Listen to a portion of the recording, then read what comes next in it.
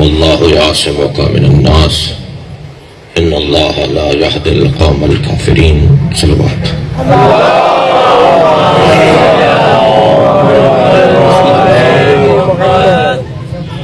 تھوڑا سا بہتر کیجیے سر.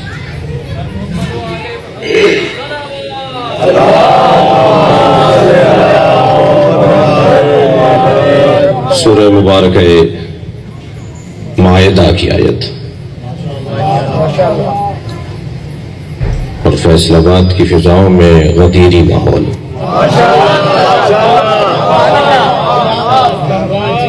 پروردگار عالم کا احسان عظیم ہے کہ ہم جہاں بیٹھے ہیں اس سے اچھی جگہ نہیں ہے. دنیا کہاں بیٹھی ہے اس کا مجھے علم نہیں، لیکن مجھے اتنا پتا ہے کہ میں جہاں بیٹھا ہوں وہاں سے جنت کا رستہ کھلتا ہے.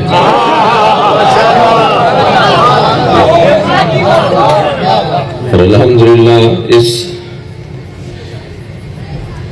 پر نور محفل میں بات بھی نور کی ہونی ہے، اور آپ اس بات کا احساس نہیں ہونے دیں گے کہ محفل طویل ہو گئی ہے. میری اور آپ کی زندگیاں ختم ہو جائیں اور طویل زندگیاں ختم ہو جائیں، مگر ہم علی کے عین سے آشنا نہیں ہو سکتے. یوں تو مزاجن عادتاً شرعاً اخلاقاً قانوناً فضائل پڑھنے کا ہمیں حکم ہے. ہمیں حکم ہے کہ ہم فضائل اہل بیت پڑھیں، لیکن جس دن کے ذرے ذرے نے علی علی پکارا ہو تو اس دن کیسے ممکن ہے کہ بات کوئی اور ہو. لہذا آپ کے سامنے میں کہاں سے شروع کروں اور کہاں ختم کروں اتنا مجھے احساس ہے کہ جس نقطۂ کمال پر سب کا اتفاق ہے اسے علی کہتے ہیں.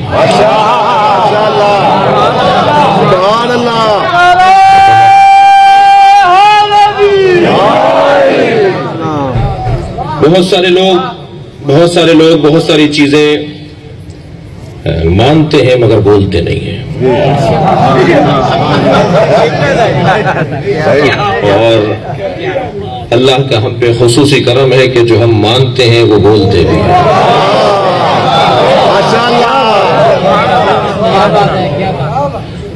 تقیہ کی نسبت ہماری جانب دی جاتی ہے اور تقیہ عین دین ہے. تقیہ دین آبائے پیغمبر اور دین آبائے اہل بیت ہے. تقیہ دین کا ایسا ہی حصہ ہے جیسے قضاء و قدر، جیسے جبر و اختیار کی بحث، جیسے عدل و ظلم کا عنوان.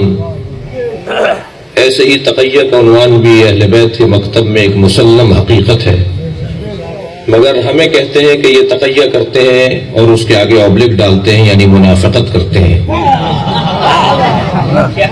ہمیں تقیہ کی نسبت دیتے ہوئے ایک اوبلک ڈالتے ہیں، کہتے ہیں کہ یہ تقیہ یعنی منافقت.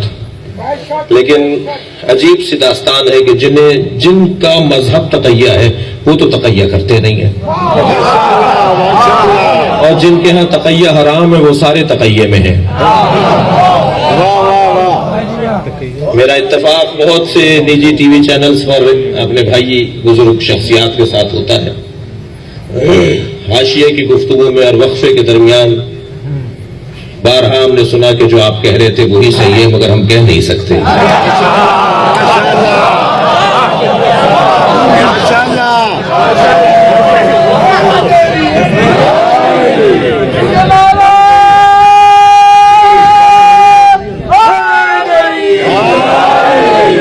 لیکن عزیزوں مجھے ہمیں یہ افتخار حاصل ہے کہ ہم جس دروازے پر بیٹھے ہیں اس سے بہتر دروازہ نہیں ہے،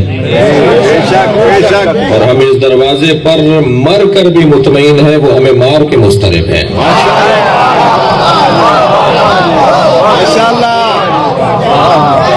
آج ساری دنیا اس بات کو مان رہی ہے اور اس کا اقرار کر رہی ہے کہ جو علی والے ہیں. دیکھیے میں یقیناً اس گفتگو کو بھی کرنا جانتا ہوں اور وہ گفتگو کرنا چاہیے کہ کہاں ہمارے ہاں کردار کی کمزوری ہے، لیکن اتنی بات ضرور ہے کہ کردار کے بہتری کی امید لگائی جا سکتی ہے جب عقیدہ ٹھیک ہو. اور اگر عقیدہ ہی بگڑا ہوا ہو تو صفا و مروہ کے درمیان صحیح کرتے ہوئے راہ خدا میں شہید بھی کر دیا جائے، کوہ ابو قبیس کے برابر پہاڑ سونے کا صدقہ بھی دے دے، اور مجاہد فی سبیل اللہ بھی مارا جائے، اور حکم نبی یہ ہے کہ اگر اس کے دل میں علی کی محبت نہ ہو تو وہ جنت کی بو بھی نہیں سوچ سکتا.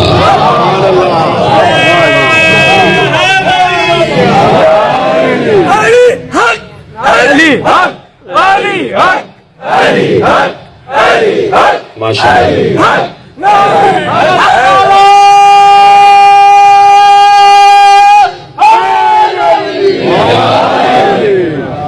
توجہ آپ حضرات کی ہے. اور یہ بات میرے عقیدے کی بات نہیں ہے بلکہ یہ اسلام کی حقیقت ہے کہ نبی مکرم نے جملہ آپ کی سماعتوں کے حوالے کر رہا ہوں بسم اللہ، مگر اس سے پہلے ایک تمہیدی جملہ کہوں کہ ایک بات کہی جاتی ہے کہ نبی نے اپنے بات کا کوئی فیصلہ نہیں کیا، نبی نے اپنے بات کسی کو اپنا جانشین نہیں بنایا، امت پر چھوڑ گئے. ایک گملہ لگانے والا مالی، ایک پودا سینچنے والا مالی اگر ایک دن کو بھی کہیں باہر جاتا ہے تو کسی کو سونپ کے جاتا ہے کہ پانی ڈالنا ہے.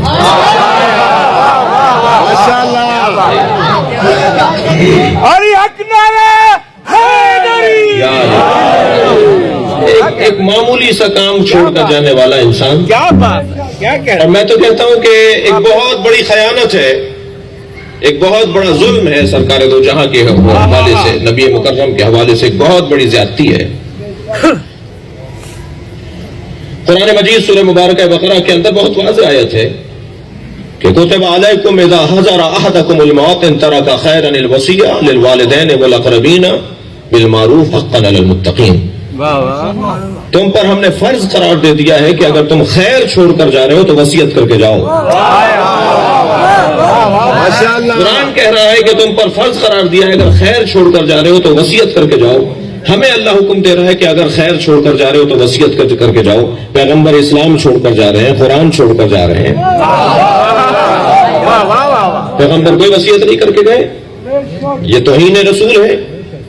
میں بس یہاں ایک جملہ کہہ کر آگے بڑھتا ہوں کہ کچھ فلاں فلاں فلاں فلاں فلاں شخصیتوں کو بچانے کے لیے نبی پہ تہمت لگائی جاتی ہے.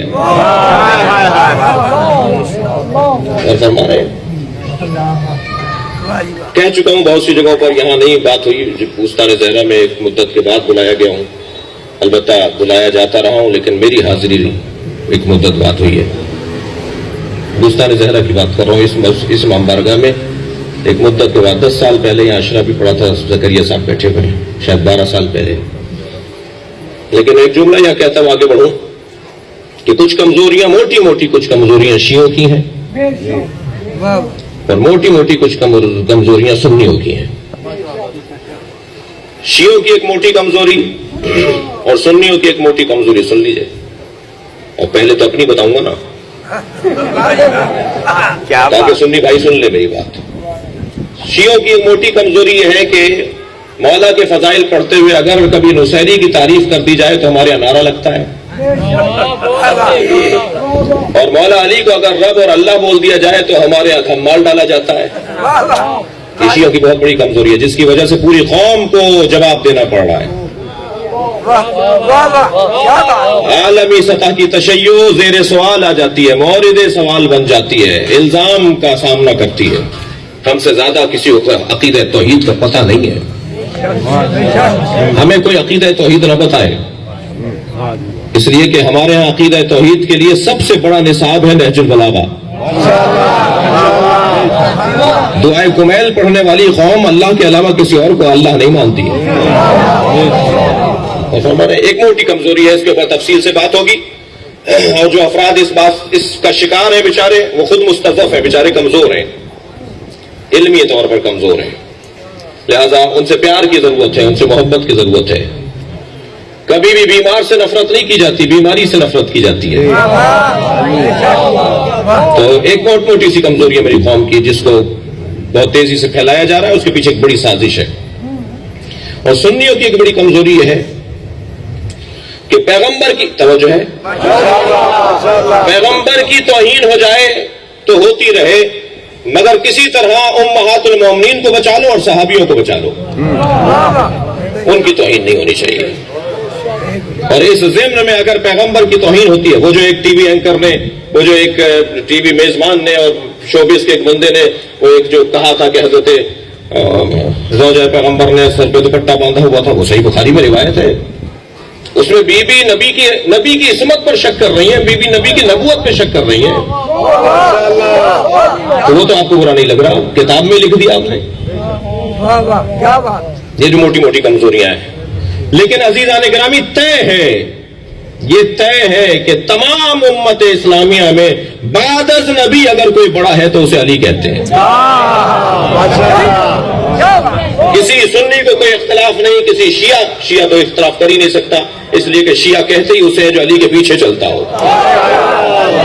اور یہ جملہ بھی کہتے ہو کہ نصیری اور شیعہ میں یہی تو فرق ہے، نصیری اپنے مولا کے آگے آگے چلتا ہے، شیعہ اپنے مولا کے پیچھے پیچھے چلتا ہے۔ صلوات پڑھیں محمد و آل محمد۔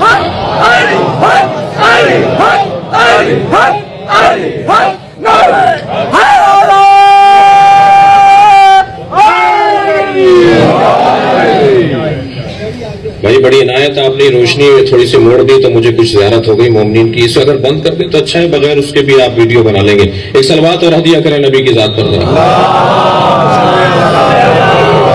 اگر ممکن ہے تو اس روشنی کو ذرا مدھم کر دیجیے، اوپر کر دیجیے، کچھ کیجیے، اس سے بہتر صلوات ہدیہ کریں نبی کی ذات۔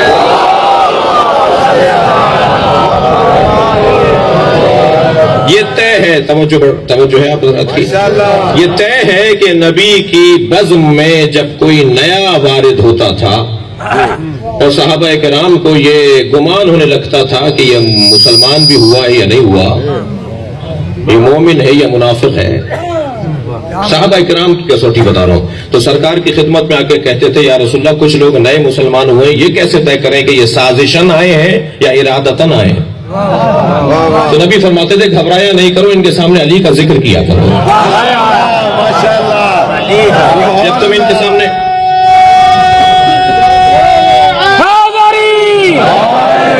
تم ان کے سامنے علی کا ذکر کرو گے، ان کا چہرہ پکار کر بتائے گا کہ یہ مومن ہے یا منافق ہے۔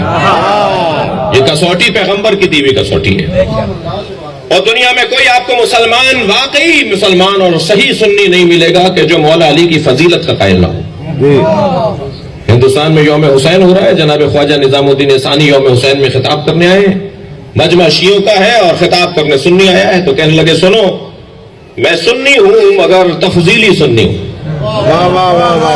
تفضیلی سنی کسے کہتے ہیں؟ تفضیلی سنی اسے کہتے ہیں جو بعد از نبی علی کی فضیلت کا قائل ہو۔ ٹھیک ہے تو نہیں ہے نا آپ حضرات؟ اور کہتے ہیں سنو میں اپنے عقیدے کا اظہار کر رہا ہوں، ہم وہ سنی ہیں جو علی کی فضیلت کے قائل ہیں، اور ترتیبیں دو طرح کی ہیں، ایک ترتیب فضیلت ہے اور ایک ترتیب خلافت ہے۔ علی ترتیب فضیلت، علی ترتیب خلافت میں چوتھے ہیں اور ترتیب فضیلت میں پہلے ہیں۔ تو مجمع میں سے ایک صاحب کھڑے ہو گئے، کہنے لگے خواجہ صاحب بات سمجھ میں نہیں آئی، جو ترتیب فضیلت میں پہلا ہو اسے ترتیب خلافت میں پہلا ہونا چاہیے۔ تو الجھ کے کہنے لگے 1,23,999 پیغمبروں کے بعد آنے والا پہلا سمجھ میں آتا ہے؟ صلوات پڑھیں محمد و آل محمد۔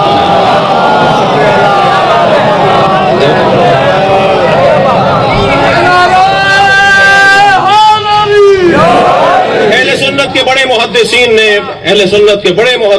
نے اور اہل سنت کے بڑے ناموں نے یہ بات متفقہ طور پر لکھی ہے کہ ما ورد فی احد من الصحابہ کما ورد فی حق علی بن ابی طالب۔ ماشاءاللہ، علی بن ابی طالب کے شان میں جو کچھ آیا ہے کسی ایک صحابی کے بارے میں ایسا نہیں آیا۔ یہ بڑے بڑے معتبر اہل سنت کے علماء نے لکھا ہے۔ جی اللہ نے طے کر رکھا ہے کہ جہاں کمال ہوگا وہاں نام علی کا ہوگا، جہاں عظمت ہوگی وہاں عنوان علی کا ہوگا۔ اور ہم عزیزان گرامی اس لیے حق رکھتے ہیں کہ ہم غرور کریں، اور فرما رہے ہیں غرور کرنے کی اجازت نہیں ہے، لیکن شاید اگر کبھی غرور کرنے کی اجازت ملے تو صرف اس نقطے پر ملے گی کہ ہم علی کے چاہنے والے ہیں۔ میں بہت غور کر رہا تھا کہ اللہ نے جتنی اپنی صفات افعالی رکھی ہیں ان سب کو وہ چاہتا ہے کہ اس کی مخلوق اسے اپنائے۔ مثلا اللہ ستار ہے، چاہتا ہے کہ لوگ ستار بن کے دکھائیں۔ اللہ غفار ہے، چاہتا ہے لوگ غفار بنے۔ تخلقوا باخلاق اللہ، حدیث قدسی ہے، اللہ کے اخلاقیات کو اپناؤ، اللہ کے اخلاقیات کو اپناؤ۔ اللہ کا ایک خلق ہے ستاریت، عیبوں کو چھپانا۔ وہ چاہتا ہے کہ لوگ بھی ایسے ہی بن کے دکھائیں، کسی کا عیب اگر معلوم ہو گیا ہے تو اسے چھپا کے دکھاؤ۔ اللہ ستار ہے، اللہ غفار ہے، اللہ قہار ہے، اللہ جبار ہے۔ اللہ جتنی صفات رکھتا ہے اس میں وہ چاہتا ہے کہ میری مخلوق وہ صفات اپنائے۔ لیکن ایک ایسی صفت ہے جو اللہ چاہتا ہے کوئی نہ اپنائے، وہ ہے المتکبر۔ اللہ کو تکبر پسند نہیں ہے بندوں کے اندر، لہذا کہتا ہے خبردار، الکبر ردائی، تکبر میری ردا ہے، میرے کپڑے ہیں۔ جس نے تکبر اپنایا اس نے میرے کپڑوں میں ہاتھ ڈالا۔ خبردار میرے کپڑوں میں ہاتھ نہ ڈالنا، تکبر تمہیں جچتا ہی نہیں ہے۔ اور فرمانے عزیزان گرامی، میں بہت غور کر رہا تھا کہ اللہ متکبر ہے کیوں۔ بڑی محنت کے بعد عزیزوں جس نتیجے پہ پہنچا ہوں وہ آپ کے حوالے کر رہا ہوں۔ اللہ متکبر ہے ہی اس لیے کہ اس نے محمد و علی کو بنایا ہے۔ حق بنتا ہے کہ اللہ اپنے آپ کو متکبر کہے۔ ایسے لوگوں کا بنانے والا، ایسی ہستیوں کا بنانے والا جو خود بنانے والے ہیں۔ اللہ اکبر۔ اچھا، ہاتھ کنگن کو عرصی کیا ہے؟ کیوں ہم مقایسہ کرتے ہیں؟ کیوں ہم کسی اور کو نہیں مانتے؟ کیوں اور مولا کے برابر ہم کسی کو نہیں جانتے؟ اچھا، یہ ہمارا نہ جاننا نہ ماننا ہی لوگوں کو کھائے جا رہا ہے۔ جی ابھی بات ہو رہی تھی جناب ہمارے ایک بھائی اہل سنت سے شیعہ ہوئے کچھ عرصے پہلے، جی وہ بھی بیان کر رہے تھے کہ آپ نے غور فرمایا کہ شورا میں، ناراض تو نہیں ہو رہا ہے حضرات؟ شورا میں جب نبی کی رحلت کے بعد پہلی خلافت کا انتخاب کیسے ہوا، دوسری خلافت کا انتخاب کیسے ہوا، تیسری خلافت کا انتخاب ہوا شورا کے ذریعے۔ 6 نفری شورا، 6 افراد کی شورا بنائی گئی کہ یہ 6 اور ان میں سے بھی 2 جس طرف ہو جائیں۔ جی تو سب سے پہلے کہا علی تمہارا حق ہے، کہا علی تمہارا حق ہے، تم یہ خلافت قبول فرماؤ، مگر 2 شرطیں ہیں۔ ایک شرط یہ ہے کہ قرآن و سنت کے سے ہٹ کر فیصلہ، قرآن و سنت کی پیروی کریں گے آپ، اور دوسری شرط یہ ہے کہ سیرت شیخین پہ چلیں گے۔ میرے مولا علی نے فرمایا میں قرآن و سنت کو سب سے بہتر جانتا ہوں، ماشاءاللہ، اس لیے قرآن و سنت پر میں چلوں گا مگر سیرت شیخین پر میں عمل نہیں کروں گا۔ ہم سے کیوں ناراض ہوتے ہو کہ آپ اور کسی کو مانتے نہیں ہو سوائے علی کے؟ ہمیں کوئی اور نظر ہی نہیں آتا سوائے علی۔ ہماری تو مشکل یہ ہے کہ ہمیں کوئی اور، ہمارا مزاج اتنا اونچا کر دیا اس گھرانے نے۔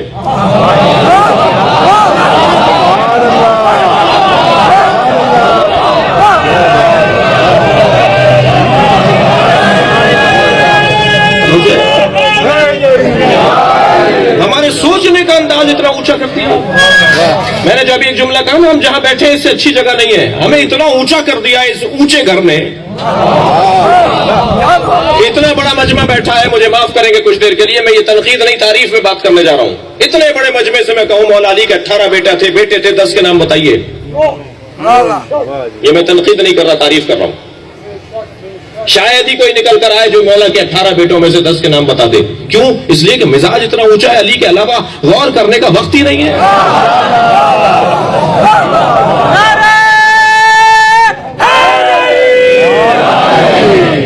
بھائی سرزمین کے اوپر بڑی کمزوریوں میں سے نہیں، چھوٹی کمزوریوں میں سے شیعوں کی ایک کمزوری ہے، مزارات پر نہیں جاتے ہمارے ہاں، زیادہ ہمارے بھائیوں کی حاضری ہے، ہم حضرت امام بری کے مزار پہ 90% ہمارے بھائی ہوتے ہیں، 10% ہم ہوتے ہیں۔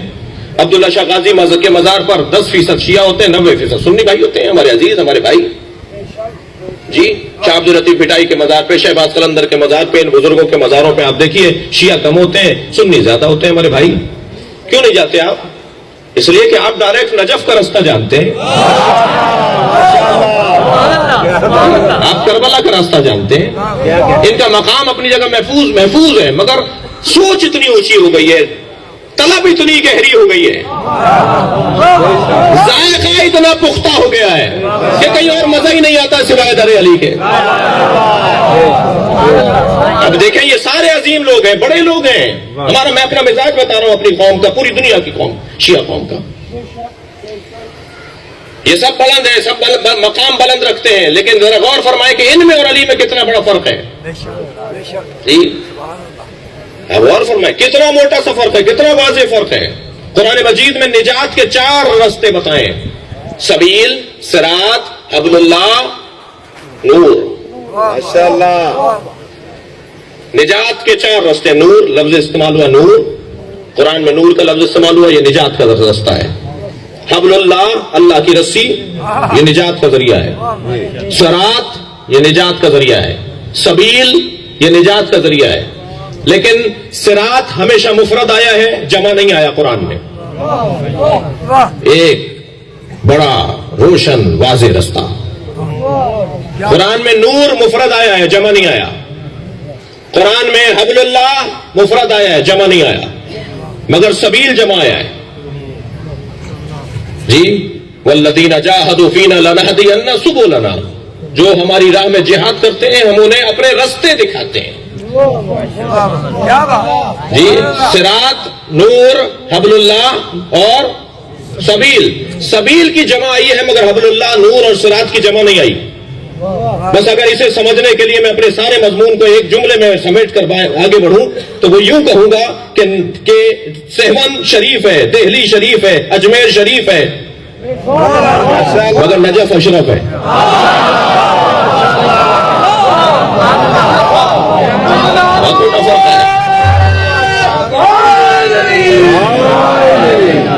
مزاج بہت اونچا ہے، سوچنے کا انداز بہت بلند ہے۔ اچھا یہ کہا گیا ہے نا ہمیں کہ ذرا بڑے لوگوں کے ساتھ بیٹھا کرو، جو بڑے لوگوں کے ساتھ لوگ بیٹھتے ہیں ان کا قد بھی اونچا ہو جاتا ہے۔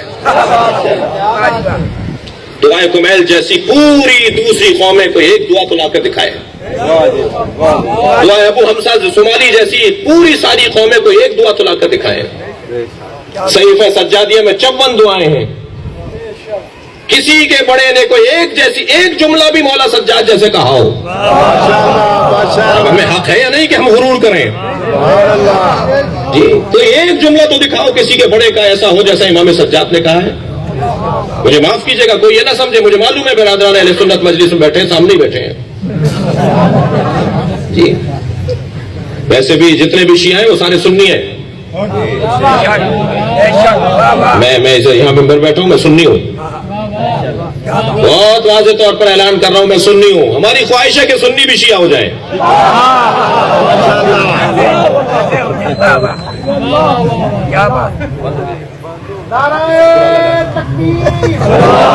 حضرت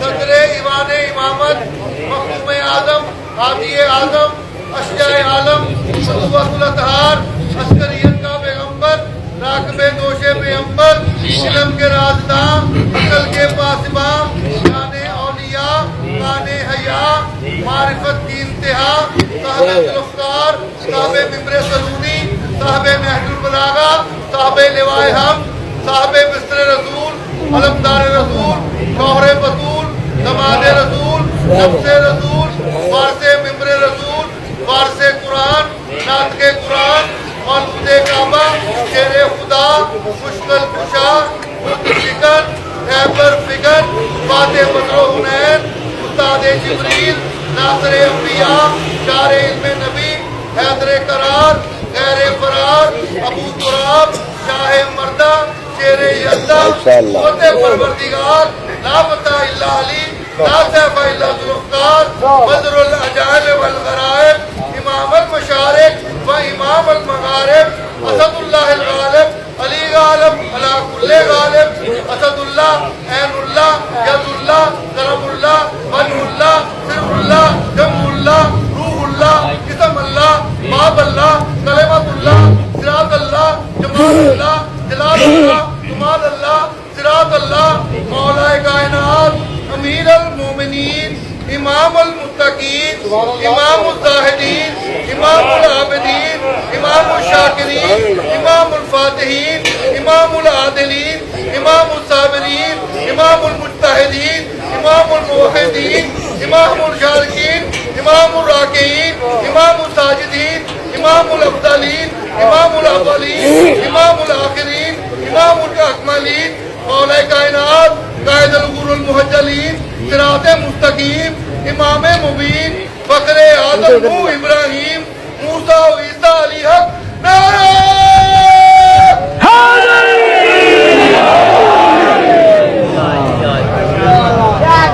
ماشاءاللہ ماشاءاللہ بسم اللہ. یہ طے ہے کہ آج دنیا جس چیز کا مطالبہ کر رہی ہے وہ چیز ہے اہلیت صلاحیت. اداروں میں نوکریاں دی جاتی ہیں اہلیت کی بنیاد پر, ممبر پہ بٹھایا جاتا ہے اہلیت کی بنیاد پر. ہر شخص ایک آواز لگا رہا ہے کہ اہلیت اور صلاحیت کی بنیاد پر بات ہونا چاہیے. میرا اور آپ کا اعزاز یہ ہے کہ ہم جس گھرانے کو مانتے ہیں ان سے زیادہ اہل کوئی نہیں ہے. ماشاءاللہ ماشاءاللہ. انسان کی فضیلت کا, انسان کی فوقیت کا اگر کوئی راز ہے تو وہ ہے علم. تمام چیزوں میں انسان بلند مقام کا عنوان پاتا ہے کہ جب اس کو علم کا عنوان دیا جائے.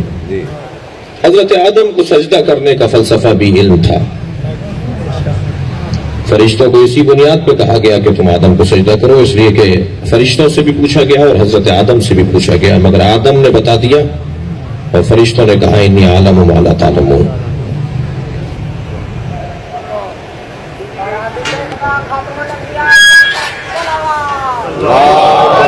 صلی اللہ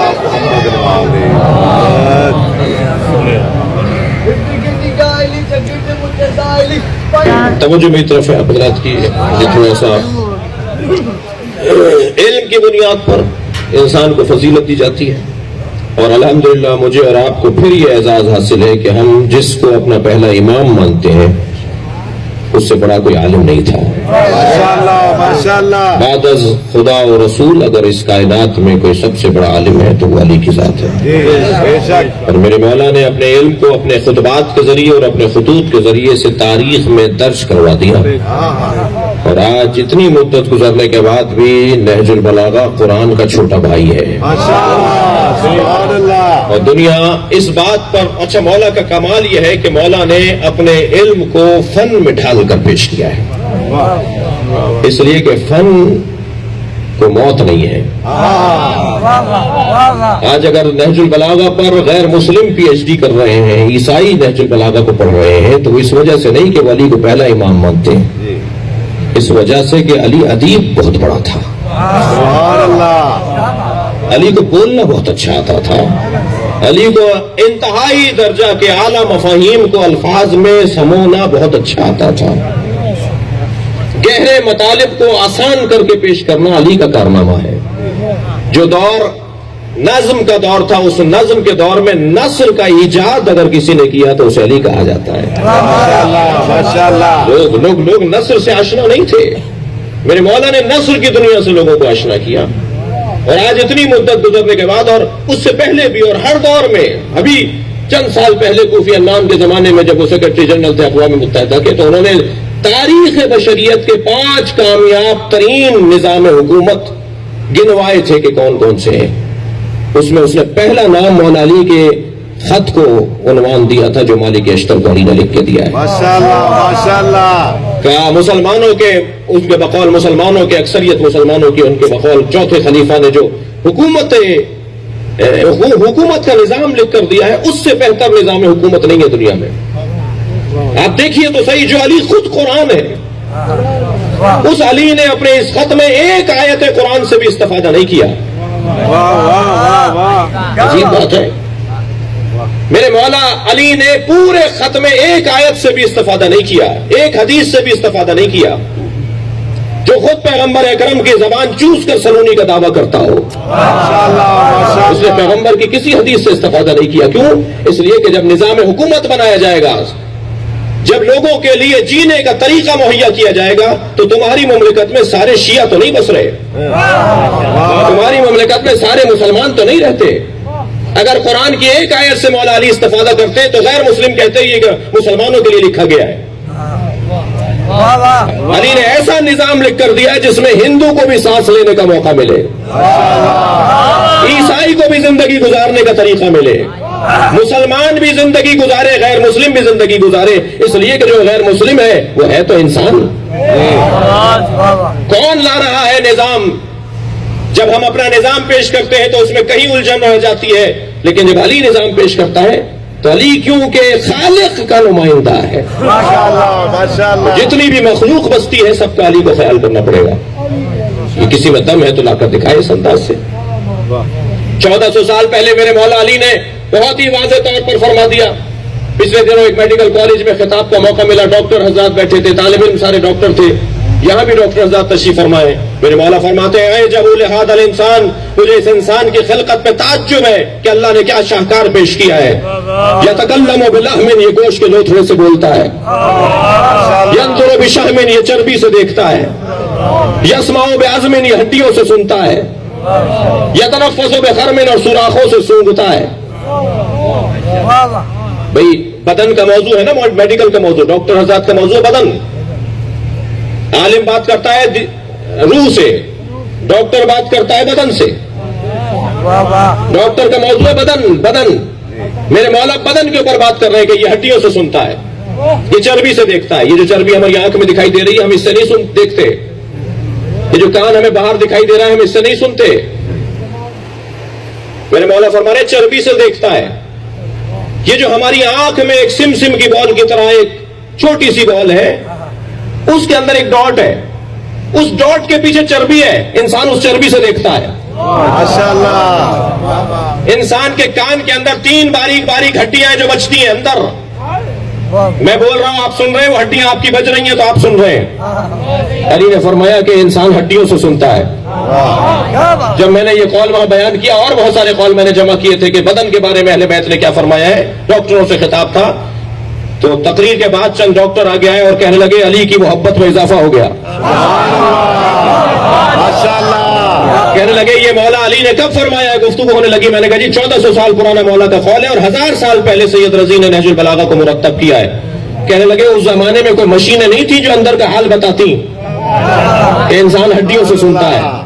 تو میں نے انہیں ایک قول نقل کیا کہ ایک مسیحی نے میخائیل رمضان, ایک مسیحی نے یہ جملہ لکھا ہے کہ میں نے نہج البلاغہ کو پڑھ کر یہ نتیجہ اخذ کیا ہے کہ یہ ساری کائنات یا اس نے بنائی ہے یا اس کے سامنے بنی ہے.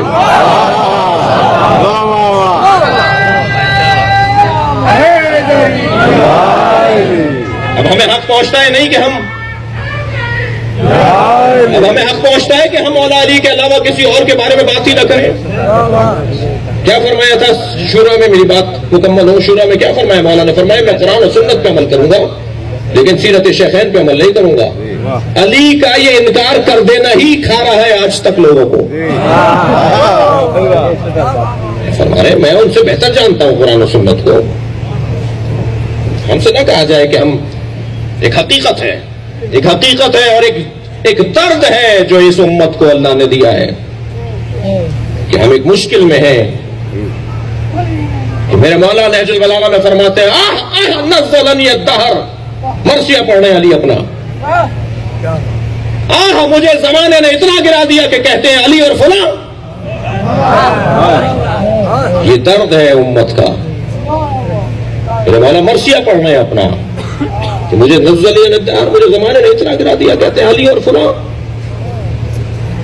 فرماتے ہیں لا یقاس بیان محمد احد من هذه الامه, خبردار اس امت میں کسی کو اہل بیت کے ساتھ مقایسہ نہ کرنا.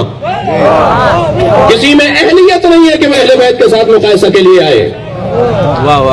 میرا اور آپ کا ایک عقیدہ ہے کہ ہم اہل بیت کا کھاتے ہیں. جی ہم اہل بیت کا کھاتے ہیں. یہ صرف ہمارا عقیدہ نہیں ہے, اس میں دلیل بھی ہے, اس لیے کہ عقیدے پہ دلیل ہونی چاہیے. یہ کوئی بات نہیں ہے کہ میرا یہ عقیدہ ہے. بھائی میں کون ہوں جو میرا یہ عقیدہ ہے؟ بہت سے لوگوں کو یہ لب و لہجہ سننے کو آپ کو ملتا ہوگا, میرا یہ عقیدہ ہے. آپ ہے کون بھائی؟ آپ کا عقیدہ ہے تو قرآن کی آیت ہے. آپ کا عقیدہ ہے تو حدیث ہے کوئی. اگر میرے عقیدے پر قرآن کی آیت اور حدیث نہیں ہے تو میرا عقیدہ نہیں ہے کوئی. میں کون ہوں جو میرا عقیدہ بنتا ہوں؟ ہمارا یہ عقیدہ ہے کہ ہم اہل بیت کا کھاتے ہیں. اور اس میں دلیل لے لیجئے, میرے مولا فرماتے ہیں لا یصدع احد, کسی کو ہمارے برابر نہ لانا. من جرت نعمتہم, جو ہماری ٹوٹی ہوئی روٹیاں کھاتے ہو وہ ہمارے برابر نہیں ہو سکتے. صلوات پڑھیں محمد و آل محمد.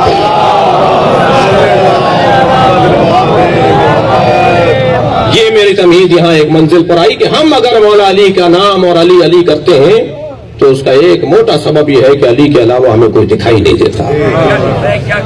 اہلیت اور صلاحیت کی بنیاد پر جب بات ہوگی تو اس تاریخ بشریت میں, اور میں نہیں کہہ رہا, اس لیے کہ ہماری مشکل یہ ہے کہ جب میں مولوی ملا اگر بات کروں, ممبر سے بات ہو اور محراب سے بات ہو تو کہتے ہیں یہ دینی لوگ ہیں, مذہبی لوگ ہیں, یہ بات کر رہے ہیں. جب ٹائی لگائے ہوئے اور پینٹ کوٹ پہنے ہوئے کوئی عیسائی, کوئی یہودی, کوئی غیر مسلم جب مولا علی کے فضائل پڑھتا ہے تو لوگوں کو زیادہ اچھے لگتے ہیں. آج دنیا بھر کا غیر مسلم پڑھا لکھا طبقہ, میں لندن ایئرپورٹ پر اترا ہیتھرو پر تو کچھ لوگ, ظاہر ایئرپورٹ تھا, بڑا مجمع ادھر سے ادھر جا رہا تھا, لوگ اتر رہے تھے, جا رہے تھے, آ رہے تھے, اسی ابا قبا میں تھا اور پوری دنیا میں اسی ابا قبا میں پھر رہا ہوں. تو کچھ لوگ برابر سے گزرے, پھر پلٹ کر آئے, کہنے لگے آپ نے یہ بہت اچھا پہنا ہوا ہے, یہ کیا پہنا ہوا ہے؟ تو میں نے کہا جی یہ مسلمان علماء کا لباس ہے. تو کہنے لگے اچھا مسلمان عالم ہے, تو یہ بتائیے کہ نبی کے گھر والوں کو مانتے ہیں یا دوستوں کو مانتے ہیں؟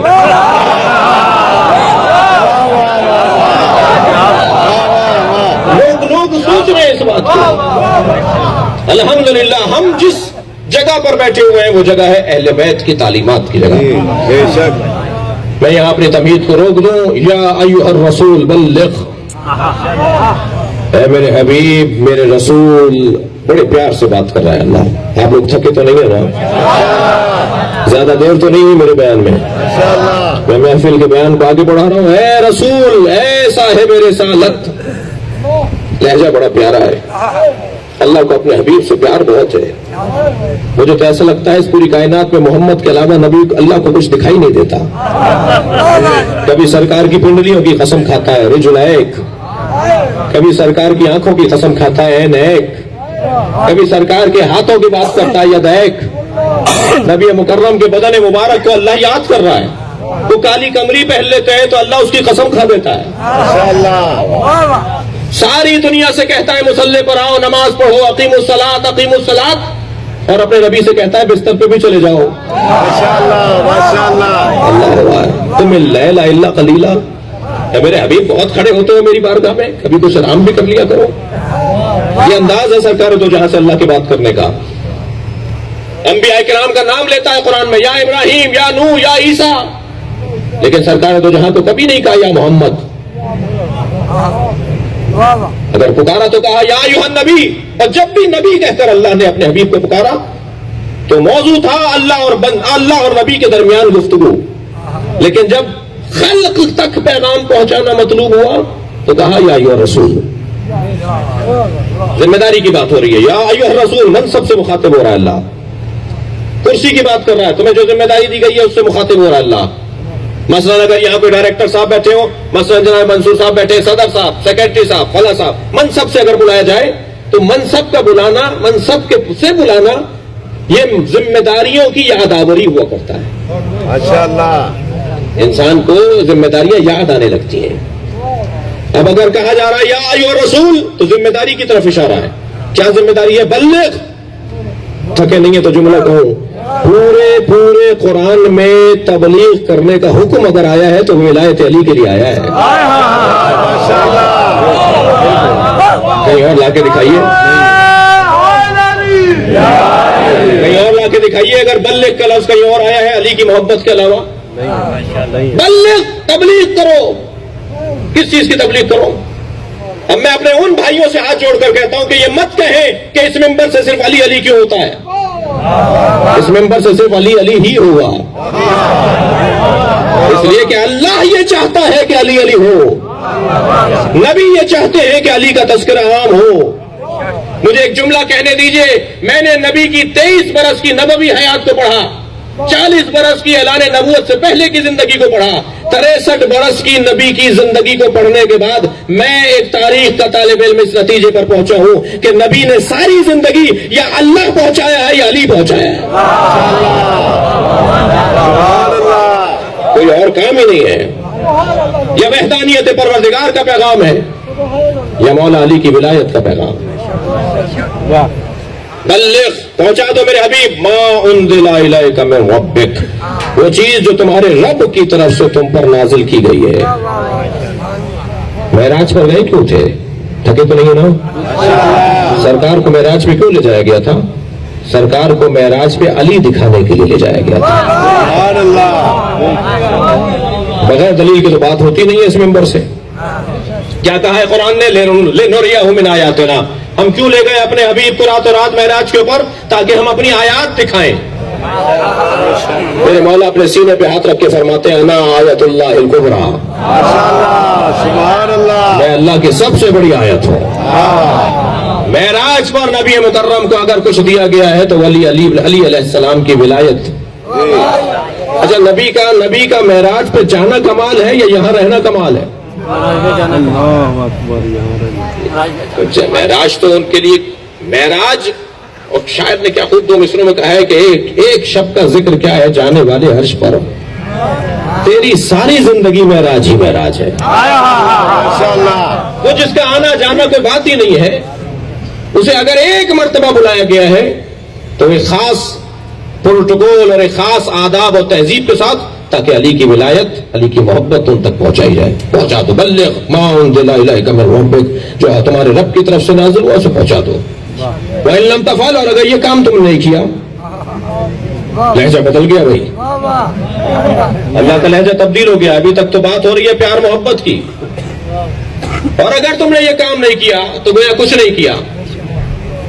آپ 0 0 0 لگاتے چلے جائیے، 10 دفعہ 0 جمع کرتے چلے جائیے، سب 0 رہیں گے نا۔ اور اگر ان 0 کے آگے 1 لگا دیجئے تو جتنے 0 لگائے تھے ان سب کی قیمت بڑھ جائے گی۔ نماز پڑھی، روزہ رکھا، حج کیا، زکات دی، حج کیا، جہاد کیا، امر بالمعروف کیا، نہی عن المنکر کیا، تولہ کیا، تبرع کیا، اور علی نہیں تھا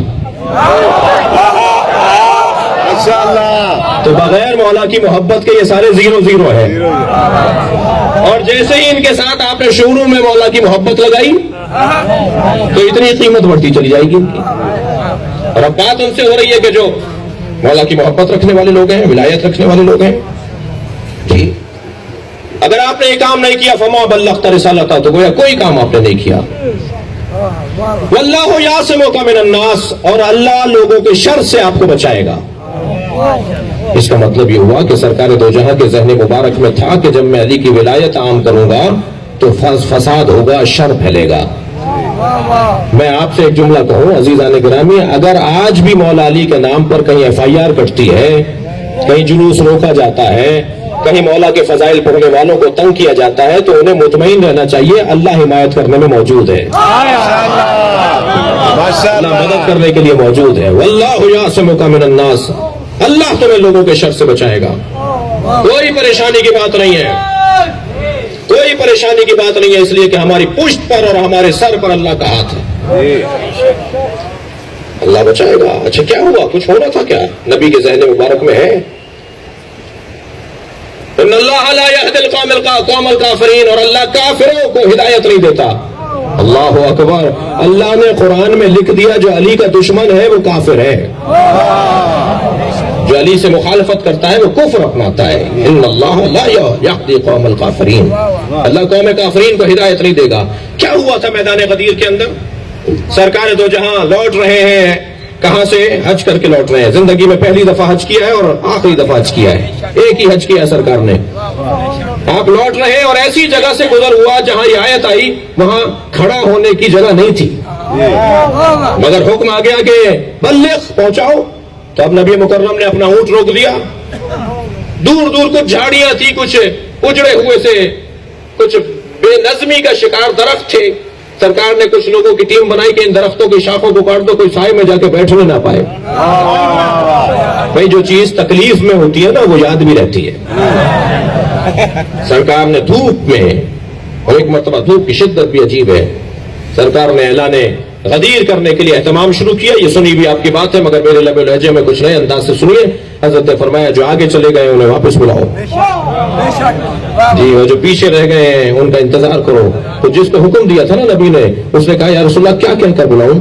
حضرت نے فرمایا کہو حیا علی خیر العمل، خیر العمل کی طرف آؤ۔ صلوات پڑھیں محمد وآل محمد۔ یہ محفل ایسی ہی ہے، یہ ہر ایک اپنے عقیدت کا اظہار کرے گا، اس کا احترام مجھے کرنا ہے۔ توجہ ہے نا؟ سب جمع ہو گئے، سب جمع ہو گئے۔ سرکار اب اعلان غدیر کرنا چاہتے ہیں، غدیر کا اعلان کرنا چاہتے ہیں۔ پورا خطبہ ارشاد فرمایا میرے نبی نے، اور جب ایک مرتبہ سرکار دو جہاں نے اعلان کر دیا کہ میں نے کیا روزہ پہنچایا، سب نے کہا قالوا بلا یا رسول اللہ، آپ نے روزہ پہنچا دیا، نماز پہنچا دی، حج پہنچا دیا۔ اس کے بعد میرے مولا نے ایک مرتبہ آواز دی کہ علی قریب آؤ۔ سبحان اللہ۔ جب نبی کے قریب علی آ گئے تو آپ نے دونوں ہاتھوں سے ایسے بلند کیا کہ نبی چھپ گئے، علی نظر آنے لگے۔ ماشاءاللہ ماشاءاللہ۔ ایک ہاتھ اٹھا کر بلند نہیں کیا ہے۔ یہ بعض لوگ تصویریں بنا رہے ہیں، کارٹون بنا رہے ہیں، خاکے بنا رہے ہیں، اپنے ہی بنا رہے ہیں۔ جی بہت ساری چیزیں اچھی ہیں ایران سے جو آئی ہیں، بہت ساری چیزیں اچھی نہیں ہیں ایران سے، نہیں اپنائے ہر بات۔ ہم صلوات ان سے زیادہ اچھا پڑھتے ہیں۔ صلوات اللہم صلی علی محمد و آل محمد، واو کے اوپر تجدید ہے، فصاحت و بلاغت کے اعتبار سے ملا کے پڑھنا زیادہ بہتر ہے۔ ماشاءاللہ۔ ہمیں وہاں سے مرجعیت ملی ہے، مبارک ہو، ہمیں وہاں سے کردار میں بہتری ملی ہے، اعتکاف ملا ہے، نمازوں میں ملی ہے، تقلید ملی ہے، بہت اچھی چیزیں ملی ہیں، مگر ہر چیز لینے کی نہیں ہے وہاں کی۔ ناراض ہوتے ہیں تو آپ کی مرضی ہے۔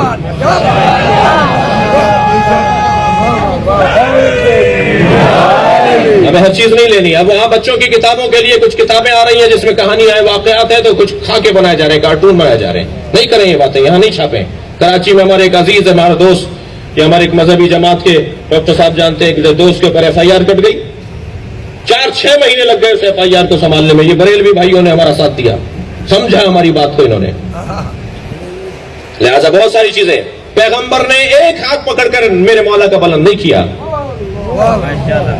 نبی نے دونوں ہاتھ بلند کر کے مولا علی کو بلند کیا، اور اتنا اونچا کیا کہ علی نظر آ رہے تھے اور پیغمبر ان کے پیچھے تھے۔ ماشاءاللہ۔ مجھے تو ایسا لگ رہا تھا کہ محمد علی کا سایہ تھے اور علی محمد کا سایہ تھا۔ اس کیفیت میں پیغمبر نے فرمایا من کنت مولا، میں جس کا مولا تھا۔ ترجمہ ٹھیک کریں، میں جس کا مولا ہوں نہیں، میں جس کا مولا تھا۔ دلیل دے دوں، نہیں ایسا نہ ہو کہ مشکل ہو جائے کہ کیا نئی باتیں کر رہے تھے۔ بھائی آپ حدیث قدسی میں کہتے ہیں نا کہ کنت کنزا مخفیہ، میں چھپا ہوا خزانہ تھا، تو یہاں ترجمہ کیوں نہیں کرتے کہ میں جس کا مولا تھا؟ تھوڑی گردن ہلا دیجیے اگر میری بات جا رہی ہے۔ اگر ہم حدیث قدسی میں ترجمہ کرتے ہیں کہ میں کنت کنزا مخفیہ، میں چھپا ہوا خزانہ تھا، فاحببت ان اعرف، میں نے چاہا کہ نبی اللہ کہہ رہا ہے میں نے چاہا کہ پہچانا جاؤں، فخلقتک یا محمد، تو اے محمد میں نے اپنی معرفت کے لیے تمہیں خلق کیا۔ ماشاءاللہ۔ کنت کنزا مخفیہ، میں چھپا ہوا خزانہ تھا، تو یہاں پر بھی کنتو کا ترجمہ کریں نا، من کنت مولا، میں جس کا مولا تھا۔ ماشاءاللہ۔ بڑا بستر مولائیت وسیع ہو جائے گا، اس لیے کہ نبی مولا ہے آدم کے، نبی مولا ہے نوح کے، قیامت تک آنے والے اور اس وقت تک آنے والوں کے مولا نبی ہیں۔ میں جس کا مولا تھا اب علی مولا ہے، ماشاءاللہ۔ اب علی اس کا مولا ہے۔ لہذا آپ نے دیکھا سنا پڑھا کہ اسی میدان غدیر کے اندر 150 صحابہ کرام جو شاعر تھے، ہر صحابی تو شاعر نہیں تھا نا، ہر ایک شاعر نہیں ہوتا، 150 صحابہ کرام نے فی البدیع قصیدے کہے مولا علی کی شان میں، ماشاءاللہ۔ اسی غدیر کے میدان میں۔ اور حضرت عمر کا قول تب انہوں نے نقل کر دیا، اور حقیقت بھی ہے، کتابوں میں لکھا ہوا ہے کہ آوازیں آ رہی تھی مجمع سے، جیسے ابھی آپ سبحان اللہ بول رہے ہیں، ایسے غدیر کے میدان میں آوازیں آ رہی تھی، بقن بقن بقن بقن بقن، مبارک ہو مبارک ہو مبارک ہو مبارک ہو۔ اور حضرت عمر سے قریب آ کر کہتے ہیں بقن بقن لگا ابن ابی طالب، ہے ابو طالب کے بیٹے مبارک ہو، ماشاءاللہ اصبحت مولایا، تم میرے مولا ہو گئے، سبحان اللہ وَأَصْبَحْتَ مَوْلَايَ وَمَوْلَا كُلِّ مُؤْمِنٍ وَمُؤْمِنَةٍ، ہر مومن اور مومنہ کے آپ مولا ہو گئے، آپ کو مبارک ہو۔ ماشاءاللہ عزیزان گرامی، عجیب داستان ہے۔ میرے مولا نبی نے جب مولا علی کی ولایت کا اور مولائیت کا اعلان کر دیا تو سارا مجمع تو سبحان اللہ کہہ رہا تھا اور بقن بقن مبارک مبارک کہہ رہا تھا۔ اتنا بڑا مجمع بیٹھا ہے، اگر اس مجمع میں مجھ سے کسی کو اختلاف ہو، بلکہ مجمع سے کسی کو اختلاف ہو، ہم کو ایک بات کرے جس میں سب متفق ہو، اور ایک کھڑا ہو کر کے غلط بات ہو رہی ہے، تو مجھے نہیں معلوم کہ اس کا حال کیا ہوگا۔ آپ سے گزارش کروں گا کہ اسے بخش دیجیے گا۔ لیکن اتنا بڑا غدیر کا میدان، اس میں 1 لاکھ سے زیادہ صحابہ کرام، تھکے تو نہیں ہے نا؟ تو ایک مرتبہ ایک شخص کھڑا ہو کر کہتا ہے، حارث ابن نعمان فہری کہتا ہے، یہ آپ نے اپنی طرف سے کہا ہے، یہ اللہ نے آپ کو حکم دیا ہے؟ یا آپ نے جو علی کو مولا بنا دیا، یہ آپ نے اپنی طرف سے کہا ہے، یہ اللہ نے آپ کو کہا تھا؟ میرے مولا نبی نے فرمایا کہ میں تو کوئی بات ہی نہیں کرتا سوائے وحی کے، ماشاءاللہ میں جو بولتا ہوں اللہ کی جانب سے بولتا ہوں۔ تو کہنے لگا کہ اگر یہ آپ نے اللہ کی طرف سے کہا ہے تو پھر اللہ سے کہیے کہ آسمان سے پتھر نازل ہو اور وہ مجھے مار کر چلا جائے۔ مجھے تو نہیں پتا عزیزوں کے پیغمبر نے بد دعا کی، اس لیے کہ جو رحمت للعالمین ہو اس کے ہاتھ بد دعا کے لیے نہیں اٹھتے۔ پیغمبر نے بد دعا نہیں کی اس لیے کہ علی کے دشمن کے لیے بد دعا کی ضرورت ہی نہیں ہے۔ یہاں اس نے ایک مرتبہ عذاب کا مطالبہ کیا، قرآن نے کہا ہے سأل سائل بعذاب واقع، ایک سائل نے عذاب مانگا اور عذاب آیا۔ یا اللہ تو نے تو قرآن میں کہہ دیا کہ اے میرے حبیب تمہاری امت پر میں عذاب نازل نہیں کروں گا، کیوں؟ وانت فیہم، کیونکہ تم ان کے درمیان ہو۔ نبی درمیان میں ہے، آسمان کا عذاب نہیں آئے گا۔ یہاں ایک شخص کہہ رہا ہے آسمان سے عذاب آئے اور میں مر جاؤں، اور قرآن کہہ رہا ہے عذاب آیا۔ معلوم یہ ہوا کہیں استثناء ہوتا ہے، اور جہاں استثناء ہو اسی کو علی کہا جاتا ہے۔ علی کے دشمن کے لیے عذاب رکے گا نہیں۔ اور ایک مرتبہ آسمان سے عذاب آیا اور یہ شخص اسی دنیا سے اس حالت میں چلا گیا کہ جیسے کسی کے اوپر عذاب نازل ہوتا ہے، پتھر سر پہ پڑا، دنیا سے چلا گیا۔ عزیزان گرامی، ابرہہ کا لشکر خانہ کعبہ کو ڈھہنے کے لیے آیا تھا، اور اللہ نے خانہ کعبہ کو بچانے کے لیے ابابیل کا لشکر بھیجا تھا، اور ہر پرندے کی چونچ میں باریک سا کنکر تھا۔ جب انہوں نے ان پرندوں نے کنکر برسانا شروع کیے اور ہاتھی زخمی ہو کے بھاگنے لگے اور خانہ کعبہ کی حفاظت ہو گئی، تو اسی عالم میں جبریل ان پرندوں سے مخاطب ہوئے کہ تم میں سے فلاں پرندہ اپنی چونچ میں دبا ہوا کنکر نہ پھینکے۔ اس نے پوچھا کہ میں اس کنکر کا کیا کروں؟ کہ اسے واپس لے جاؤ اور کسی پہاڑ کے اندر جا کے گھونسلہ بناؤ اور اس کنکر کی حفاظت کرو دوسری وحی آنے تک۔ اب ایک مرتبہ جب یہ مرحلہ آیا کہ غدیر کے موقع پہ اس نے کہا کہ اللہ سے کہیے کہ پتھر نازل کرے، تو جبریل نے اسی پرندے کو آواز لگائی کہ تمہاری غیبت کا دور ختم ہو گیا، اور آؤ اللہ کا عذاب اس میں گراؤ۔ عزیزان گرامی، اللہ یا اپنا گھر بچاتا ہے یا گھر کا مالک بچاتا ہے؟ صلوات پڑھیں محمد و آل محمد۔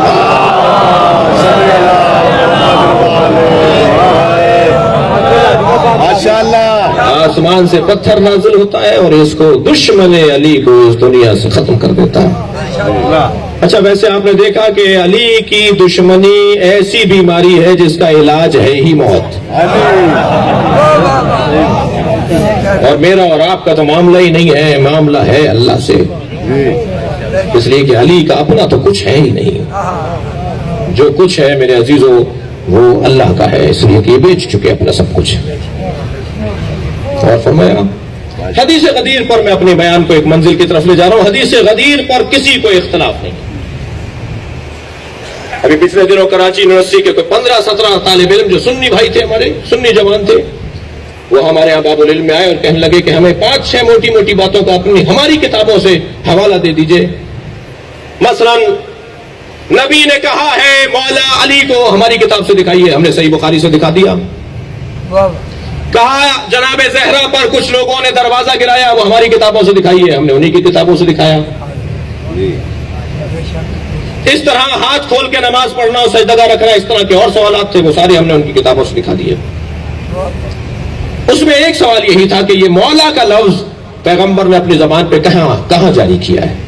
جو آپ کہتے ہیں مولا علی، تو پیغمبر نے بھی کہا ہے مولا علی، تو پیغمبر اکرم نے مولا کا لفظ من کنت مولا کے علاوہ بھی کہا ہے۔ وہ ساری حدیثیں ہم نے اپنے سنی بھائیوں کے حوالے کر دی، وہ اپنے بزرگوں کے پاس لے گئے اور بزرگوں سے جواب نہیں ملا، تو پھر وہ 15-17 افراد سب کے سب شیعہ ہو گئے۔ میں نے پوچھا ان سے کہ آپ کے بزرگوں، میں نے ان سے پوچھا کہ آپ کے بزرگوں نے کیا کہا؟ کہنے لگے جب ہم یہ کتابیں میری لے گئے تھے، میں نہیں کہا تھا لے جائیں، وہ جب ہم یہ کتابیں ان کے پاس لے کر گئے تو انہوں نے پہلا سوال یہ کیا کہ شیعوں سے تو نہیں ملتے ہو؟ انہوں نے کہا جی آپ سے اس سے کیا تعلق ہے ہم شیعوں سے ملتے ہیں، ہمیں تو یہ بتائیے ہماری کتاب میں لکھا ہوا یا نہیں؟ یہ ساری باتیں جو لوگ بولتے ہیں، جواب نہ ہونے پر بہرحال لوگوں کو ہدایت کا اور ایک سمت کی جانب رہنمائی ہوتی ہے۔ تو حدیث غدیر سے تو کسی کو اختلاف نہیں ہے۔ پیغمبر نے فرمایا من کنت مولا فہذا علی مولا، جس کا مولا تھا علی اس کا مولا ہے۔ مگر لفظ مولا کے اوپر کیونکہ بعد میں نبی نے دعا کی اللہم والی من والا، یا اللہ جو اس سے محبت کرے تو بھی اس سے محبت کر، وعاد من عادا، اور جو اس سے دشمنی کرے تو بھی اس سے دشمنی کر۔ یہ دعا کی نبی نے جب خطبہ ختم کر رہے ہیں، خطاب کے آخر میں نبی نے دعا فرمائی۔ تو لفظ مولا سے تو کسی کو انکار نہیں ہے، اور حدیث مولائیت کے اوپر کسی کو انکار نہیں ہے، حدیث غدیر سے کسی کو انکار نہیں ہے، لیکن معنی و مفہوم کے اندر تشریحی باب میں اس کے مفاہیم کو، مفہوم کو، مطلب کو تبدیل کرنے کی کوشش کی جاتی ہے۔ 27-28 معنی لکھ ڈالے کہ مولا کا یہ مطلب ہے، مولا کا وہ مطلب ہے، حتیٰ بڑے بڑے معتبر لوگوں نے بھی مولا کا مطلب کچھ اور لیا اور کہا صاحب مولا سے مراد ہے دوست۔ نبی نے فرمایا کہ میں جس کا دوست ہوں علی اس کا دوست ہے۔ میں اس پہ نہیں زیادہ بحث میں جانا چاہ رہا، لیکن اتنا کہہ کر اپنی بات کو منزل دوں کہ نواب رامپور کے بیٹے کی شادی تھی، بڑے بڑے نوابین شادی میں شریک ہونے آ رہے تھے۔ جیسے جیسے نوابین اور رؤسا سواریاں ان کی پہنچتی تھیں تو انہیں دسترخوان پہ لے جایا جاتا تھا۔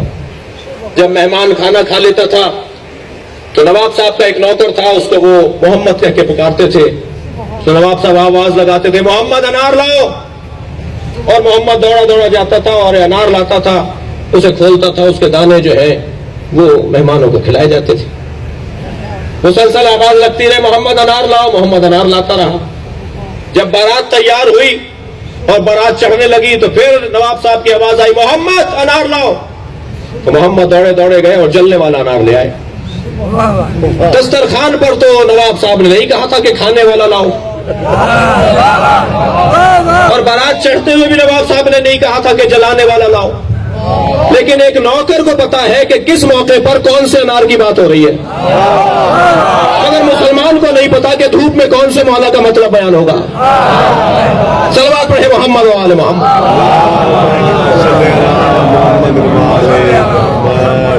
نہیں عزیزان گرامی، مولا اولا بالتصرف، ہماری جانوں پر ہم سے زیادہ علی کو حق ہے، ہماری جانوں پر، ہمارے مال پر، ہماری اولاد پر ہم سے زیادہ میرے مولا علی کو حق ہے۔ اگر آج علی کہہ دے، یعنی علی کہہ دے، یعنی امام وقت کہہ دے کہ اپنا مکان خالی کرو اور فلاں ہمارے شیعہ کو اس میں بسنے دو، تو میں اگر چوں بھی نہ کہوں تو شیعہ ہوں۔ مولا کہے یہ گاڑی کی چابی ہمیں دو، اور کسی بھی روڈ چلتے ہوئے کو کہے کہ یہ تمہاری، اور میرے ذہن میں بال برابر بھی اعتراض نہ آئے، تب تو شیعہ ہوں۔ مولا مانگ رہے ہیں، مولا کا ہمارے اوپر ہم سے زیادہ حق ہے۔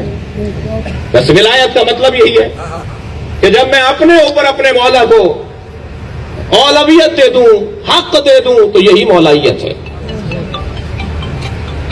عزیزو، یہ 7 دن سے زیادہ کسی کو پریشان نہیں رکھتے، 7 دن سے زیادہ آزماتے نہیں ہیں۔ غلطیاں کرنے والے تو زیادہ مشکل میں رہتے ہیں، لیکن جس نے غلطی نہ کی ہو، آزمائش یہ 7 دن سے نہیں زیادہ نہیں لیتے۔ جتنے بھی یہاں حاجت مند، پریشان حال، مشکلات کا شکار اپنے مسائل لے کر اس بارگاہ حیدری میں آئے ہیں، وہ اپنے ذہنوں میں اپنی پریشانیوں کو لائیں یا اپنے چاہنے والوں کو 7 دن سے زیادہ پریشان نہیں رکھتے. کریم گھرانہ ہے. علی بن ابی طالب کو اگر واسطہ دیا جائے نبی کا، عجیب داستان ہے. کسی نے سوال کیا کہ ہم تو وسیلہ بناتے ہیں نبی کو اللہ کی بارگاہ میں، نبی کس کو وسیلہ بناتے ہیں؟ کہتے ہیں نا اہدنا الصراط المستقیم. نبی کے ذہن میں کون ہوتا ہے؟ نبی بھی تو کہتے ہیں نا اہدنا الصراط المستقیم. وہ کون سے صراط مستقیم کے لیے کہتے ہیں؟ علی کس کے لیے کہتے ہیں؟ تو ابو ذر غفاری کہتے ہیں میرے ذہن میں سوال ایک مرتبہ مچل رہا تھا کہ میں کیسے اس کا جواب تلاش کروں، کیا کروں،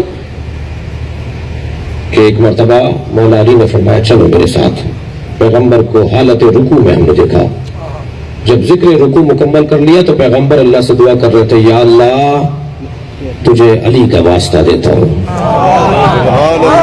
میری اس عبادت کو قبول کر لے. ماشاءاللہ. اور پھر ایک مرتبہ پیغمبر اکرم کے سامنے جب ابو ذر آئے تو حضرت ہاتھ پکڑ کے کہا چلو علی کو دیکھو کیا کہہ رہے ہیں. تو علی سجدے میں تھے اور کہہ رہے تھے یا اللہ میری عبادتوں کو محمد کے صدقے میں قبول کر لے. سبحان اللہ.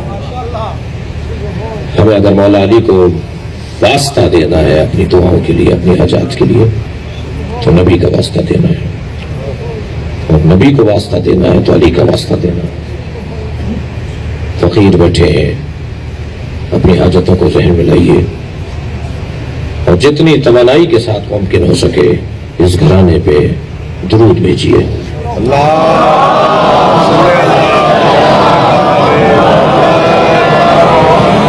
عزیزوں، آخری پیغام اور اس کے بعد میں آپ سے رخصت ہوں، اور وہ پیغام یہ ہے کہ جو غدیر میں دیا گیا تھا وہ علی کا علم نہیں تھا. جو غدیر میں دیا گیا تھا وہ علی کی شجاعت نہیں تھی، اس لیے کہ علی کا علم اور علی کی شجاعت دینے والی چیز نہیں تھی، وہ علی کی سخاوت نہیں تھی. جو غدیر میں دیا گیا تھا وہ سقیفے میں چھینا گیا ہے، اور علی سے علی کا علم چھینا نہیں جا سکتا، علی سے علی کی شجاعت چھینی نہیں جا سکتی. تو سقیفے میں چھینا کیا گیا ہے؟ وہ علی کی ولایت سماج، وہ سماجی ولایت.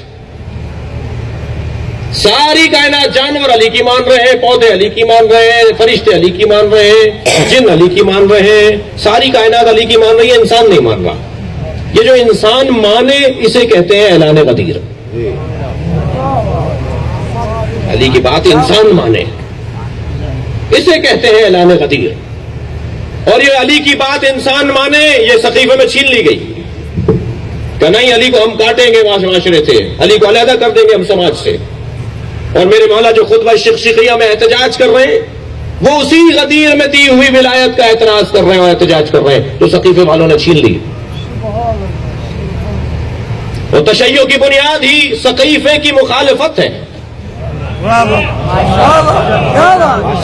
تشیع کہتے ہی سقیفے کی مخالفت ہے، یعنی حقدار کو اگر حق نہ دیا جائے تو چاہے وہ مدینے میں کوئی بیٹھک لگے یا فیصل آباد میں کوئی بیٹھک لگے، وہ مدینے میں کوئی بیٹھک لگے یا کراچی میں کوئی بیٹھک لگے، اگر حقدار سے اس کا حق چھینا جا رہا ہو تو سقیفہ صرف مدینے میں نہیں ہوتا، سقیفہ ہر وہ بیٹھک ہے جو حقدار سے حق چھینا جا رہا ہو. اور جہاں حقدار کو حق دیا جا رہا ہو وہ غدیر ہے. چاہے وہ جحفہ کا مقام ہو جہاں آپ احرام باندھتے ہیں یا وہ آپ کا فیصل آباد ہو، جہاں حقدار کو حق دے دیا جائے کہ یہ تمہارا حق ہے اسے غدیر کہا جاتا ہے، اور جہاں حقدار سے حق چھینا جائے چاہے کوئی سا شہر ہو اسے سقیفہ کہا جاتا ہے. اور تشیع کی شناخت غدیر ہے. جو 3 باتیں نہیں مانتا یا ان سے آشنا اور آگاہ اور وابستہ نہیں ہے وہ شیعہ نہیں ہے. سب سے پہلی چیز غدیر، جو غدیر ہی نہیں ہے وہ شیعہ نہیں ہے. دوسری چیز کربلا، جس کے پاس کربلا نہیں ہے وہ شیعہ نہیں ہے. اور تیسری چیز عقیدہ مہدویت، جس کے پاس تصور امام مہدی نہیں ہے وہ شیعہ نہیں ہے. ان 3 تصورات کے بغیر تشیع کا کوئی مفہوم نہیں ہے. اور کیوں بار بار کربلا پر تاکید ہے کہ عاشورہ مناؤ، غم مناؤ، کالے کپڑے پہنو، مجلس کرو؟ کیوں؟ کسی نے میرے 10ویں امام سے پوچھا کہ آپ کربلا کو اتنا یاد کیوں کرتے ہیں؟ فرمانے لگے کیونکہ غدیر کو بھلا دیا گیا۔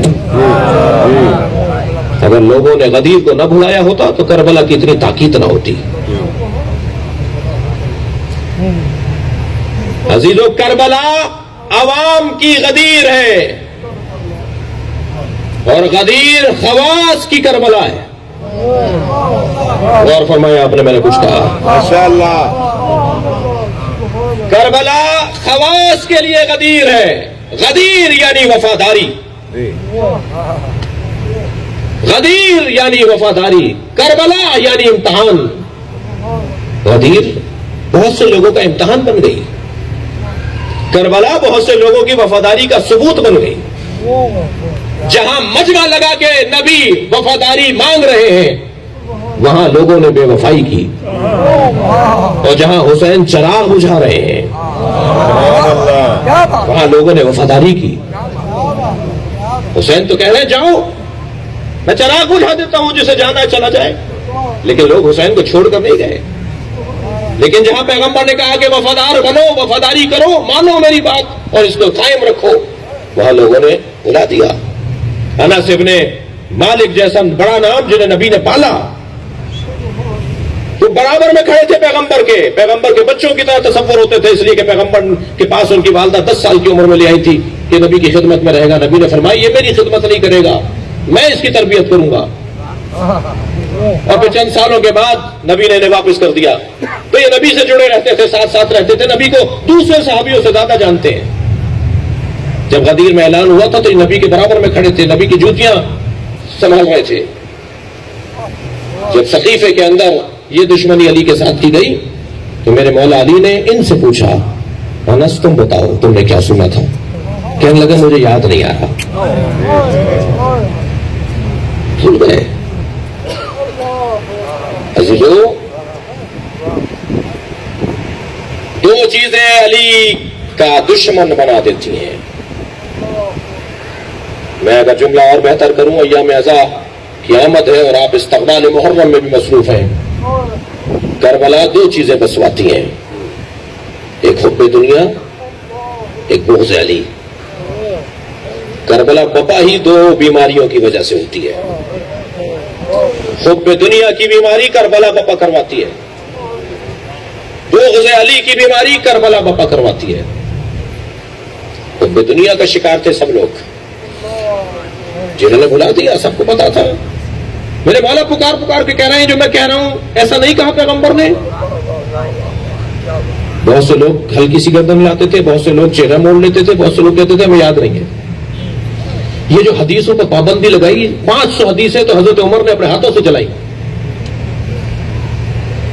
جی 500 حدیثیں حضرت عمر خلیفۃ المسلمین نے اپنے ہاتھوں سے چلائی، اور 80 سال تک پابندی رہی کہ کوئی حدیث بیان کرے گا تو اسے کوڑے مارے جائیں۔ میں کوئی بات اہل سنت کی کتاب سے ہٹ کر نہیں کر رہا، سنی بھائیوں کی کتابوں میں لکھا ہے، تاریخ خلفاء وغیرہ کے اندر 80 سال تک پابندی رہی کہ نبی کو کوئی حدیث بیان نہیں کرے۔ کسی نے پوچھا بھائی حدیث کے ساتھ دشمنی کیا تھی؟ تو جواب آیا کیونکہ علی کے فضائل روکنے تھے، علی کے فضائل کو روکنا تھا۔ پیغمبر کی زبان سے جو علی کے بارے میں فضائل آئے ہیں انہیں روکنا تھا۔ حدیث پر پابندی لگاؤ۔ اب اگر یہ کہتے کہ صاحب علی کے فضائل بیان نہ کرو تو پھر خاندانی مسئلہ کھڑا ہو جاتا، جی بنی ہاشم بھی کھڑے ہو جاتے۔ انہوں نے کہا نہیں حدیث ہی کوئی بیان نہیں کرے گا۔ امام نسائی ہمارے سنی بھائیوں کا چھوٹا نام نہیں ہے۔ امام نسائی نے حدیث بیان کر دی تھی مسجد میں جا کر، تو انہیں اتنے کوڑے مارے کہ 3 دن ان زخموں کی تاب نہ لا کر شہید ہو گئے۔ امام نسائی کو کوڑے مارے گئے حدیث بیان کرنے پر۔ کیوں؟ اس لیے کہ نبی نے احادیث میں نے جملہ کہا ساری زندگی پیغمبر نے یا اللہ پہنچایا ہے یا علی پہنچایا ہے۔ وہ جو ہزاروں کی تعداد میں سرکار کی احادیث تھی مولا علی کی شان میں، ان سب کو روکنا تھا۔ تو کہا حدیث پر پابندی، حدیث سے اختلاف ہو رہا ہے، حدیث سبب اختلاف بن رہی ہے، مسلمانوں میں لڑائیاں ہوں گی حدیث کی وجہ سے، حدیث پر پابندی۔ مجھے نہیں سمجھ میں آتا کہ آج حدیث کی بات کرنے والے لوگ تاریخ حدیث سے کیسے ناشنا ہے۔ سالم ترین تعلیمات تھی پیغمبر کی، ناب ترین علم تھا پیغمبر کی زبان پہ آنے والا، گہرا مفہوم اور مطالب رکھنے والے پیغامات تھے، پیغمبر کی زبان پہ آنے والے جملے، انہیں روک دیا گیا۔ یہ سب ہو رہا ہے بغضاً لعلی، علی کے بغض میں ہو رہا ہے۔ خدا کے لیے میں اپنے جوان بھائیوں سے ہاتھ جوڑ کے کہہ رہا ہوں، میں ایک چھوٹا سا طالب علم ہوں، کچھ آتا جاتا بھی نہیں ہے مجھے، کہ جتنا ممکن ہے سالم مولا علی کے فضائل پڑھنے کا موقع فراہم کریں۔ خطبہ اور ذاکرین سے کہیں کہ آج پورا اشرا آپ علی مولا کی شان میں پڑھیں گے، اس لیے کہ جو جس چیز کو روکا جائے اسی چیز کو کرنا حق اور انصاف ہے۔ جب انقلاب اسلامی ایران آیا تو اس سے پہلے شاہ کے دور میں علماء کی توہین ہوتی تھی، امامہ گرا دیتے تھے گلی سے گزرتے ہوئے، بدتمیزی ہوتی تھی، تو آیت اللہ خمینی نے فتویٰ دیا جو مبتدی طالب علم ہے، جنہوں نے ابھی پہلا دن ہوا ہے مدرسے میں داخل لیے ہوئے، ان پر بھی واجب ہے کہ امامہ رکھ کے باہر آئیں، کیونکہ یہ تمہارے امامے گرا رہے ہیں، اب سب امامے رکھ کے باہر آؤ۔ مسئلہ حل ہو گیا۔ سندھ میں ابھی 2 سال پہلے علم کی توہین ہو رہی تھی تو ہم نے سندھ کی سطح پر ایک اعلان کیا تھا، جن گھروں پر علم نہیں لگے ہوئے وہ بھی علم لگائیں۔ علم کی توہین کرنے والے زیادہ زور پر ہیں کہ علم لگانے والے زیادہ طاقت میں ہیں؟ مروان ابن حکم نے بنی ہاشم کے جوانوں کو گزرتے ہوئے دیکھا تو اپنے ساتھی سے جو اس کے ساتھ سواری پر تھا اس سے کہا کہ یہ بڑے حسین لوگ جا رہے ہیں، کون ہیں؟ بڑے وجی لوگ جا رہے ہیں، اچھے چہرے والے، اچھے بدنوں والے لوگ، اچھی ہیکلوں والے اور اچھے شمائل والے لوگ ہیں، حسین اور جمیل لوگ جا رہے ہیں، کون ہے یہ؟ کس قبیلے کے لوگ ہیں؟ کہا یہ بنی ہاشم ہے۔ تو ایک مرتبہ اپنا اونٹ اس طرف موڑ کر آواز دے کر کہا کہ ذرا ٹھہرو، میں تم سے بات کرنا چاہتا ہوں۔ ان میں سب سے آگے امام سجاد تھے۔ سبحان اللہ، اللہم صلی اللہ۔ امام آگے بڑھے تو اس نے کہا ما اسمک، تمہارا نام کیا ہے؟ حضرت نے فرمایا علی۔ اس نے کہا ما اسم اخیک، تمہارے بھائی کا نام کیا ہے؟ حضرت نے فرمایا علی۔ کہا ما اسم اخی الاخر، تمہارے تیسرے بھائی کا نام کیا ہے؟ مولا نے کہا علی۔ کہنے لگا تمہارے بابا کے پاس علی کے علاوہ کوئی اور نام نہیں تھا؟ ماشاءاللہ۔ تو میرے مولا امام سجاد نے فرمایا میرے بابا کہتے ہیں اللہ مجھے اگر 100 بیٹے دیتا سب کے نام علی رکھتا۔ کیوں؟ ماشاءاللہ۔ کیوں؟ سوال یہ ہے کیوں سب کے نام علی رکھتا؟ علی نام رکھنے پہ پابندی تھی۔ علی کے نام کا اگر کوئی دربار میں آ جاتا تھا اسے کرسی سے اٹھا دیا جاتا تھا، اگر بیٹھ جاتا تھا نکالو باہر، یہ علی نام اس نے رکھا ہوا ہے۔ نجی ٹی وی چینلوں پر لمبی لمبی زبانیں چلانے والے لوگ کہ بڑی محبتیں تھیں، کیا ظلم ہوا ہے مولا علی کے ساتھ، بڑی محبتیں تھیں، فلاں فلاں فلاں شخصیات کے ناموں پر مولا نے اپنے بچوں کے نام رکھے، ان میں کوئی لڑائی نہیں تھی، ان میں بڑی دوستی تھی۔ تم نے تاریخ بھر دی ظلم اہل بیت پہ کر کے، اور آج 1400 سال بعد کہہ رہے ہو کہ کوئی لڑائی نہیں تھی۔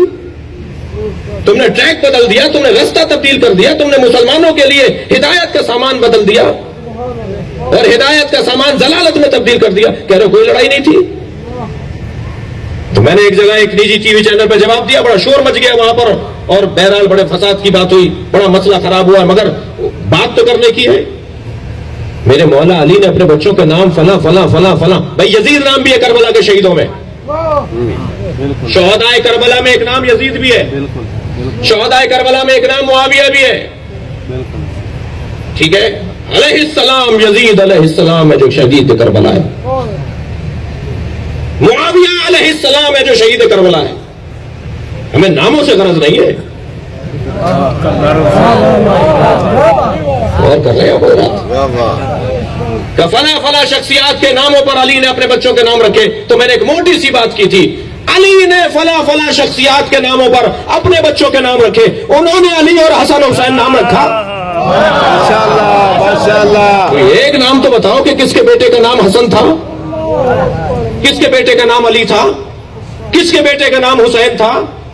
80 سال تک علی نام رکھنے پہ پابندی تھی۔ غدیر کا جشن پڑھ رہا ہوں، 80 سال تک حسن و حسین نام رکھنے پہ پابندی تھی، فاطمہ نام رکھنے پہ پابندی تھی۔ اور دور مت جائیے، یہ امارات میں کیا ہو رہا ہے؟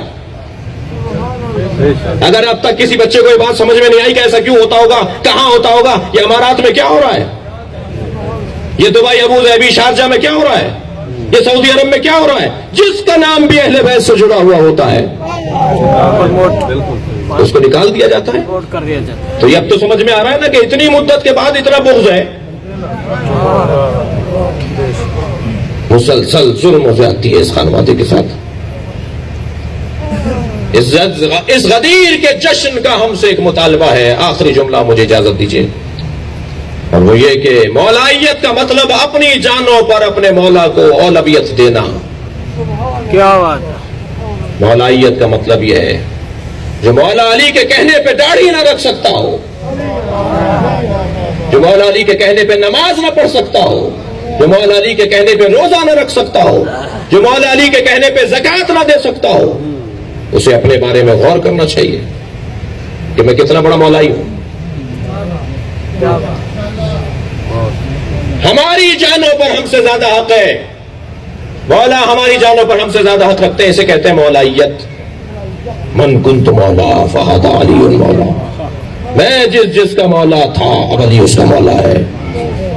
یہ شہادت گہے الفت میں قدم رکھنا ہے. لوگ آسان سمجھتے ہیں مسلمان ہونا. لا الہ الا اللہ کی مصیبت کم تھی جو محمد الرسول اللہ بول دیا. محمد رسول اللہ کی وبال جان کم تھی کہ تم نے علی ولی اللہ بھی بول دیا. تم نے تو پریشانیاں مول لی ہوئی ہیں. پھر بھی کہتے ہیں کہ کب تک مارے جائیں گے؟ جب تک چھتوں پہ علم لگے ہوئے مارے جائیں گے.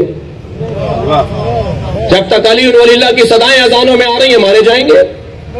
جب تک یا علی مدد بولتے رہیں گے مارے جائیں گے. اور اس مرنے میں تو جو مزہ ہے وہ ہم سے کوئی پوچھے. کوئی پشیمان نہیں ہے. ہم تو شکر ادا کرتے ہیں اللہ کا کہ موت بھی آتی ہے تو کالے کپڑوں میں آتی ہے، علم اٹھائے ہوئے آتی ہے، ماتم کرتے ہوئے آتی ہے، فرش عزا پر آتی ہے، جلوس میں آتی ہے. ہم جیسی موت پر تو لوگوں کو رشک کرنا چاہیے. جیسی موت اللہ ہمیں دیتا ہے ایسی موت تو کسی کو نصیب نہیں ہوتی. جب ہمارا جنازہ گرتا ہے تو ہمارے سامنے عباس کا علم ہوتا ہے.